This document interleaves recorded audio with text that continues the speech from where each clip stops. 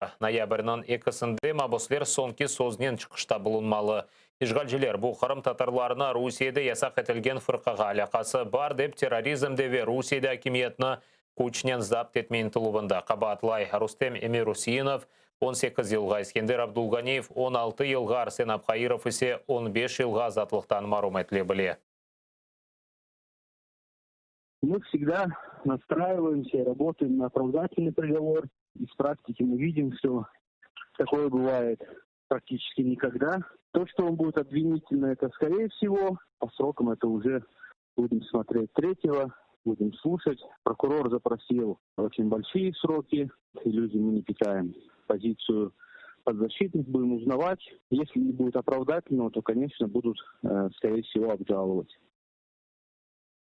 Uç Kırım Tatары bu konularda keçken sene fevral ayında evlerinde tentövler keçirilgen son yakalangan edi. İşgalciler mabuslarını tahminen 1 yıl devamında Ahmedjes sizosunda tuttu. Bu yılın başında ise ular Rostov sizosuna keçirilgen edi. Uydurulgan terrorizm davasına Rusiyanın Cenevber mahkemesi aman 1 yıldan beri bakmakta. Rus mahkemesi advokat Liliya Gemidjini tenbelеген ayrı mahkeme kararını esaslı olarak tanıdı. Avgust'un 18'inde Rusiyanın Cenevber mahkemesinde Bakçısarayda tutulup Hizbut Tahrir'e alakası var dep terrorizmde qabatlangan 8 Kırım Tatarına hukum çıkarılğanı vakit advokat mahkeme reglamentini boza dep ona nisbeten ayrı karar kabul etildi. Gemidji şu mahkeme toplaşıvında siyasi mabus Server Mustafayev'nin aklarını qorçalaydı. Advokatның sözlerine göre bu karar gelecekte imayıcı taktikasını zayıflaştıra bile ve yanı imtizan ceza çıkarılmasına sebepçi olabilir. В этом частном определении указывается, что Лилия Гемиджи на протяжении всего судебного процесса 16 раз, по мнению суда, нарушила профессиональную этику адвоката, кодекс профессиональной этики адвокатов. И лишь в одном случае суд ей вынес предупреждение. Во всех остальных случаях суд почему-то проигнорировал и даже никоим образом не остановил действия Лилии Гемиджи. Это говорит на то, что все эти 16 якобы нарушений являются надуманными и немотивированными. Нами был приведен ряд норм решений Европейского суда по правам человека, что подобные взыскания, подобные жалобы в адрес адвокатов, они имеют охлаждающий эффект, нарушают права наших подзащитных, о чем сегодня неоднократно говорилось в судебном заседании. И более того, я подчеркнула, что действительно данное частное определение имело свой охлаждающий эффект на меня, как на защитника Сервера Мустафаева. И в прениях я не указала все те доводы, которые я могла бы указать, опасаясь дальнейшей реакции со стороны суда. Нариман Сулейманов, Kırım prokurorunun muavini vazifesine tayinlendi. Bundan evvel o Donetsk vilayeti prokurorunun muavini vazifesinde çalışaydı. 32 yaşında olgan Nariman da işgalden evvel ahiyarının mahkeme ve harbi prokuratura organlarında çalışı başladı. Nariman Kırım Tatarı olarak Kırım tez vakitte işgalden azat etilmesi için tırışmak için avesli dedi Kırım prokuroru Igor Panachovny. Buna beraber prokuratura Ukrayna kıtasında teşkil etilgenden beri çalışkan Vitaliy Sekretar Kırım prokurorunun birinci muavini vazifesine tayinlendi.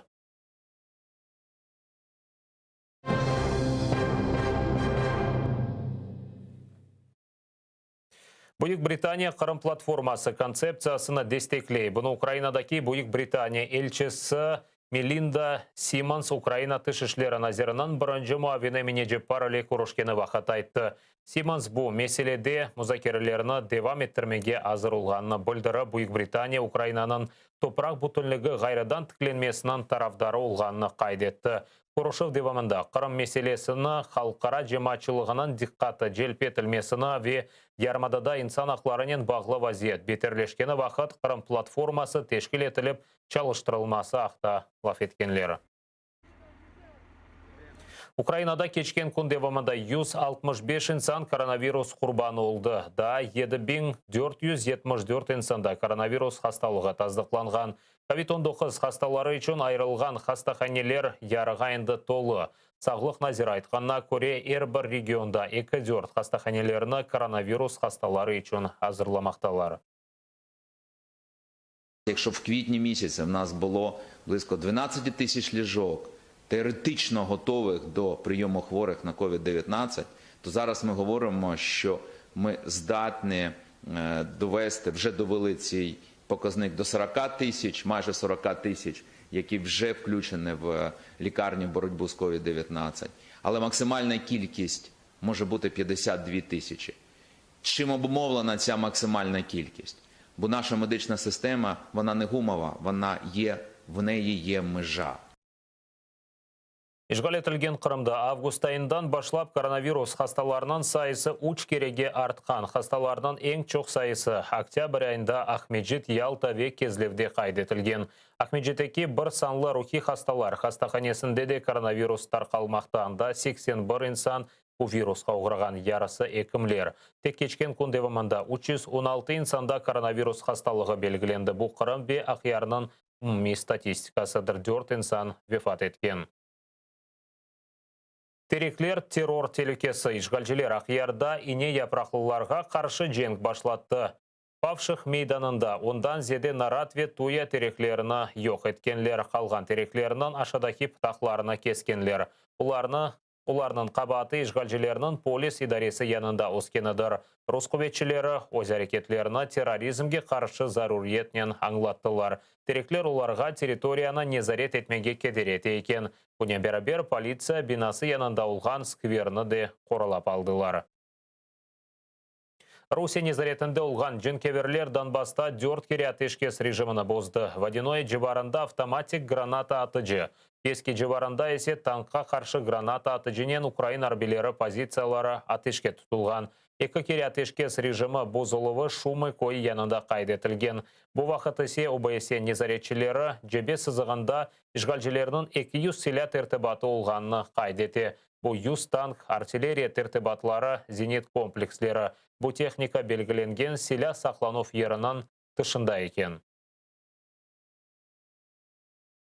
Від початку поточної доби 28 жовтня порушення режиму припинення вогню з боку збройних формувань Російської Федерації задокументовано в районі відповідальності оперативно-тактичного угруповання «Схід».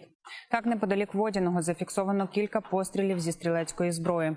Провокативний вогонь не становив загрози життю та здоров'ю наших воїнів, тому вогонь у відповідь вони не відкривали. Бойових втрат і поранень серед українських захисників немає.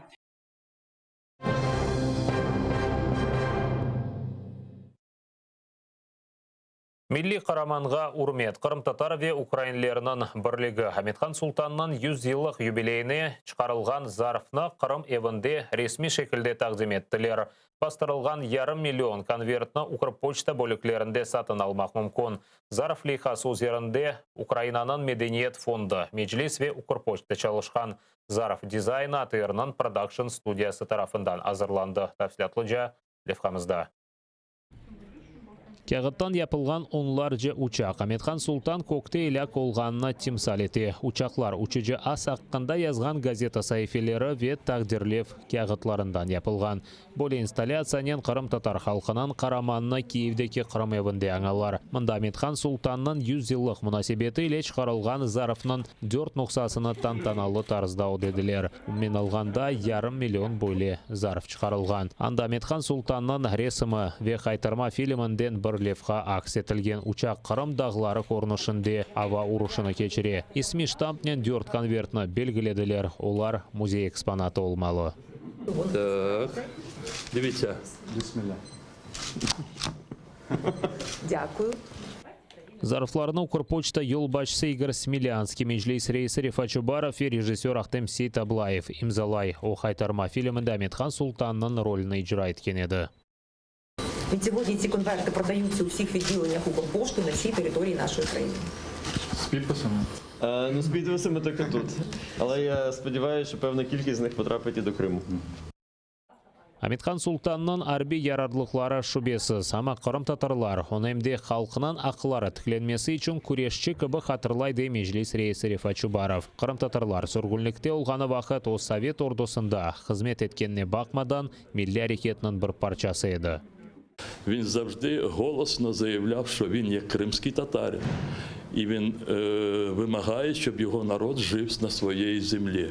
Він підписував всі ті документи, які виходили з надр кримсько-татарського національного руху. І ми за це його просто, як і кожного героя, як кожного учасника кримсько-татарського національного руху, ми його шануємо, він в нашій історії.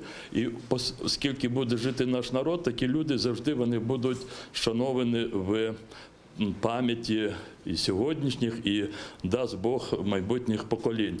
Укрпочта yol başçısı Игорь Смелянский қайда еткенне көре. Қырым-татар қараманларына бұтын Украина сакинлері біліп урмет етмелі. Аметхан Султан өз халқына садықлық темсалі. Оның популярлаштырылмасы Қырым азат етілмесі үшін да бір адым, деді Смелянский.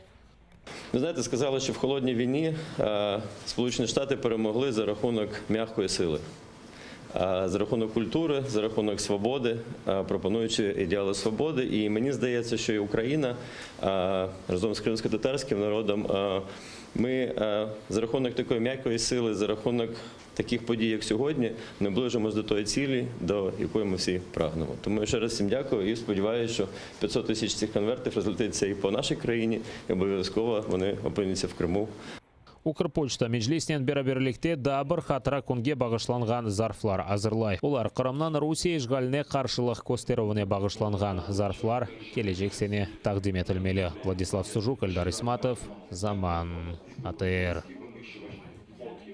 Бұл саат қазір олған сонки хаберімізді депіңізге қайырлы ақшамлар тілейім. АТР денесе айрылманы скорышкенже.